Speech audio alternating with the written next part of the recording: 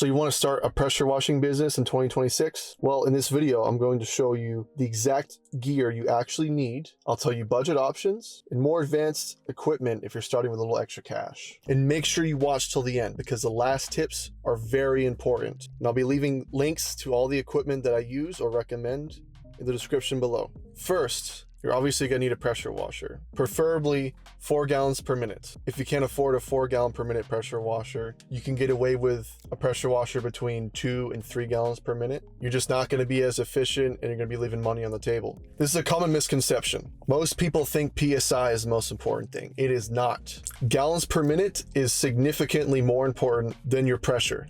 The more GPM, gallons per minute, you have, the more water flow, the faster you're going to clean up jobs. The only PSI you need is between 3,000 and 3,500. I hardly ever go over 4,000 PSI because that can actually damage concrete. And you do not want to get a call back and have to pay for brand new concrete replaced on a customer's property. And if you can, get a Honda engine. Honda is way more reliable. Every single Honda pressure washer I've ever had, never had any issues. Starts up first, second pull. It runs super reliably. It's way more forgiving, especially for beginners. But if you can't afford a Honda, that's completely fine. All right, number 2, you're gonna need a garden hose. I've used many different types of garden hoses.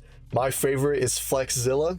You're gonna wanna get the 3/4 of an inch orifice hose that they have. You're gonna have less water restriction, guaranteeing that you'll get plenty of water flow into your pressure washer. If you're starting with 4 gallon per minute pressure washer or less gallons per minute, typically hooking up a garden hose straight to the home's spigot will give you plenty of water flow. You're not gonna need a water tank for a machine that small. Just make sure if you get the Flexzilla hose or any other hose, make sure it's 3/4 of an inch. If you get 3/8 of an inch, you're gonna restrict water flow and that could cause cavitation in your pressure washer pump, which could destroy your pump. And that's gonna be expensive fixed. You're either gonna have to buy a whole new pressure washer or a brand new pump and replace it. You're gonna need at least 100 feet of garden hose. That's to make sure you can move the machine anywhere on the property and you can reach any spot that you need to, especially on like really big driveways. You're gonna need the extra garden hose length so you can reach everything. Number 3, you're gonna need a pressure hose. This is very important, so listen closely. When you're purchasing a pressure hose, you have to make sure that it matches or exceeds your pressure washer's rated PSI. If you look at your pressure washer, the PSI is typically written in big letters and numbers right near the handle or on the side of the pressure washer. So if your pressure washer is rated for 3,500 or 4,000 PSI, make sure your pressure hose can go to at least the same PSI or higher. But I'd recommend getting a pressure hose that's slightly above your pressure washer's PSI. And you only need a standard 3/8 of an inch pressure hose. All right, number 4, fittings and quick connects. This part is completely optional, but I found it to be super efficient when I'm on jobs because I can just quickly reconnect, disconnect any hoses or guns or ball valves, anything that I need. Makes the job way easier and way quicker. So you're gonna need a quick connect male on the pressure washer's water inlet, and then you're gonna need a quick connect female on the garden hose. That way you can just pop it on and pop it off whenever you need to. And then for the pressure hose, you're gonna need quick connects on both sides. One for the pressure washer and one for the gun. You're gonna need either a male or a female on the pressure washer and a male or a female on the pressure hose. Every pressure hose you have is gonna be different. Sometimes your pressure hose will have a male on one end or will have a female, depending on which one you have on that pressure hose is what you're gonna wanna get on your pressure washer. I'm gonna put links of these fittings in the description, so check them out if you need them. Number 5, you're gonna need a ball valve. Ball valves typically come with a quick connect fitting already on it. If it doesn't, you can purchase them. What a ball valve is gonna allow you to do is it's gonna allow you to turn off the water coming out of the pressure hose so you can switch out from a surface cleaner, a wand, or rinsing without having to walk over the pressure washer, turn it off, take off the hose and then restart the machine again. It's gonna save you a lot of time. It's gonna make you way more efficient. You're gonna get the jobs done quicker. You're gonna make more money quicker in the long run. And one of the best parts about the ball valve is you can use that to rinse. It's actually the most effective way I've found and other pros have found to rinse down dirt on driveways after surface cleaning. All you gotta do is just open it up halfway. There's gonna be pressurized water shooting out and you just use that to rinse down the driveway. All right, number 6. You're gonna need a pressure washer gun or wand. It's the same thing with a pressure hose. It needs to match your pressure washer's PSI. So let's say your pressure washer runs at 4,000 PSI. You're gonna need a wand that's at least rated for 4,000 PSI, but preferably more. Typically when you buy a pressure washer, they'll already come with the tips for the end of the wand. But if you don't have any, you can buy some. There's 40-degree tips, 25-degree tip, 15-degree tip, and 0-degree tip. Do not ever use the 0-degree tip. Never. It's like a freaking laser beam. Like, you will destroy your customer's concrete. The lowest you should go is 15 degrees. But most of the time, 25 to 40 is the sweet spot. Number 7, you're gonna need a surface cleaner. Depending on how many GPM, gallons per minute, your pressure washer runs at, changes which surface cleaner, which size surface cleaner you're gonna need. Here's a simple calculation to know exactly what you need. For every gallon per minute equals 4 inches. So if you have a 2.5 gallon per minute pressure washer, you're gonna need a surface cleaner between 10 and 12 inches. If you have a 4 gallon per minute pressure washer, you're gonna need a surface cleaner 16 to 20 inches. But the most efficient size for a 4 gallon per minute is 16. But I've used 20 inches in the past. I've never really had much of an issue. 20 inch works completely fine with a 4 GPM pressure washer. Also, before you use your surface cleaner, just make sure you have the right tips on the swivel underneath. There's 15-degree, 25, and 40-degree tips that you can put on the swivel on your surface cleaner. There should be a 4-digit number on surface cleaner tips. The first 2 digits are the degree,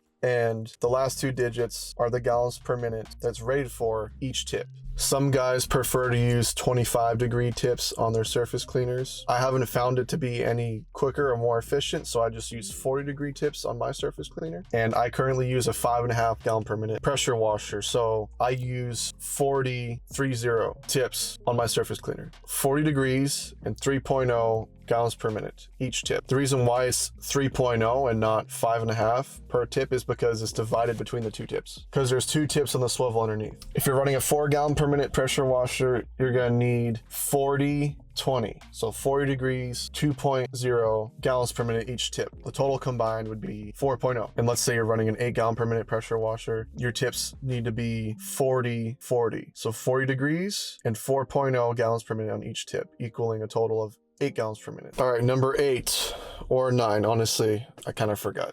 But let's continue. You're gonna need SH, sodium hypochlorite. That is the active ingredient in bleach. This is what all pros use to kill mold, algae, mildew, and moss. If you've ever seen those tiger striping, those ugly lines that are on driveways, you're driving around town, those lines are there because the person who cleaned that driveway did not use sodium hypochlorite. Because here's the problem. You might pressure wash the whole driveway. It might look good. You might not really have many visible lines. And if you don't at least post-treat with sodium hypochlorite, those lines that you're leaving behind, they will grow back within a few months, and you'll get these really bright, ugly lines, and it makes your driveway look like a checkerboard or like a lawn. You know what I mean? And even if you can't see the lines, they will come back and you will see them at some point. So you need, this is very important, you need to use SH. You can find SH at Walmart. You can either buy Clorox. I do not recommend buying Clorox because it's very overpriced and watered down. If you do buy Clorox, make sure you get the strong one, which is 7.5%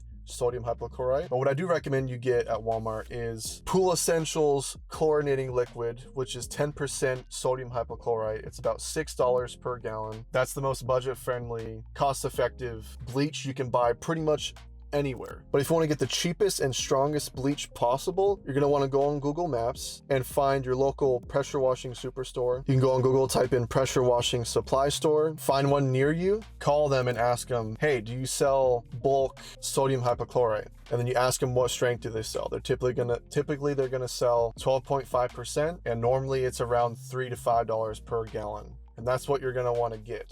And they typically sell them in 5-gallon totes, and you're gonna wanna keep those buckets that they give you because you can come back and refill them. Normally they charge about 20 to 30 bucks per bucket, but it's worth it because you can keep refilling them, and it's only around $3 or $5 per gallon when you refill them. This is going to save you a lot of money on chemical in the long run. All right, now this is the final one. How do you apply SH on concrete? You can either use an X-Jet, you can use a downstream injector, or if you're really on a tight budget, you can use a pump sprayer. Most people already have pump sprayers laying around in their garage. Just make sure if you use a pump sprayer, you rinse it out with water thoroughly beforehand. That way you don't mix harsh chemicals together. So for a downstream injector, it connects right to the pressure washer outlet and it goes into the pressure hose. The downstream injector uses the Venturi effect, which creates a suction when you're spraying the gun, and it sucks bleach through a tiny tube into the pressure hose, and it shoots mixed water and bleach through your pressure washer gun. If you're using a regular standard wand, you're going to need a soap tip. Most pressure washers come with a soap tip. You put the soap tip on the end, and it should spray out a really, really wide fan of bleach water when you're using the downstream injector. The downstream injector is probably going to be one of the cheapest ways you can effectively apply SH on a concrete. The only problem is you won't be able to do house washes, as you'll need an X-Jet to soft wash siding. And if you're interested in learning how to soft wash siding on a house, I'll make a video in the future. So make sure you subscribe because that video is coming. But if you're just trying to do driveways only, a downstream injector is perfect to get started. If you get a little bit of extra money in your budget, I'd recommend getting an X-Jet because you can control the percentage of bleach that comes out when you're spraying. With an X-Jet, you can spray as much as around 5% SH onto the concrete, or as low as 1% or even lower, which I wouldn't even recommend because it's not going to do anything. The only problem with the downstream injectors, you can typically only get as high as 1.5%, which sometimes cannot be strong enough to clean driveways that are heavily stained with organics. So personally, I recommend getting in the X-Jet. You're gonna have full control of how much bleach you're putting down. When you're dealing with really, really heavily stained concrete and you cannot get it off, you can use a higher percentage, like 3.5, 5% if you really need to. Just be careful if you're using really high percentage of bleach. Just make sure you pre-wet the grass and rinse the grass if there's any overspray. And if you're going the really cheap route and using a pump sprayer, I would recommend using about 1 part bleach and 3 parts water. So you're getting about 25% bleach, 75% water. That's going to get you about 3% onto the concrete. Just make sure you do not spray that directly in the grass because it can kill it. If you do spray in the grass, make sure you post wet it. And it's always good practice to pre-wet any plants or any grass that you're spraying next to. If you're interested in checking out any of these products I've mentioned in this video, or you want to purchase them, they're in the description below. Go check them out. Anyway, that's the end of this video. If this video helped you out and you enjoyed the video, please give the video a like. If you'd like to watch more videos like this in the future, hit that subscribe button. Anyway, I'll see you guys later. Peace.